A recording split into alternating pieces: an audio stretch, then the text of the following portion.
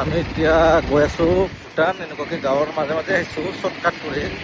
Shortcut হৈ পিনে যে ভিতৰেদি আহিলে ৰাস্তাত দেখা পাইছে আপোনালোকে, এইবিলাক হ'ল আমাৰ ভূটানৰ পাহাৰ। আমাৰে বুলি ক'লো আৰু আমি য'ত আহিছো মানে আমি এইখিনি আমাৰে কৰিলেও ঠাইখিনি কোনফালে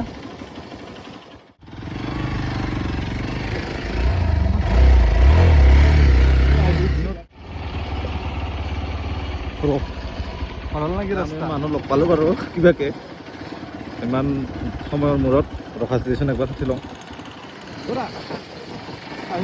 উৰি যাব লাগিব ব্ৰহ্মপুত্ৰত বোলে নাকি কি অৱস্থা। এতিয়া নদীতে পানী নাই, এতিয়া শুকান শুকান শুকান। তথাপিও মানুহে দেখা পায় কৈছে নদীত পানী নাই, বেলেগ নদীবিলাক দেখাই নাপায়।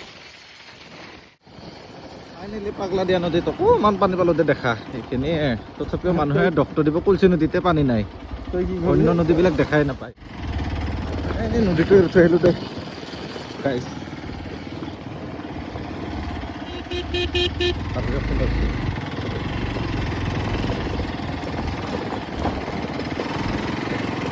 পাই গলো ৰাস্তা ফাইনেলি।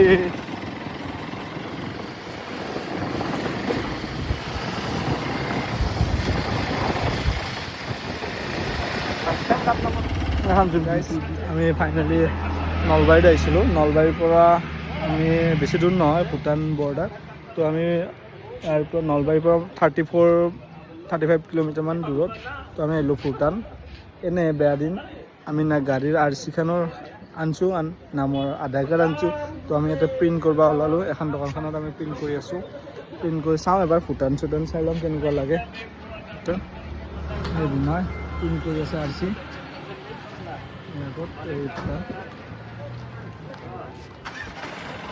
এই মানুহ গাড়ীৰ লাইন বৰ্ডাৰ।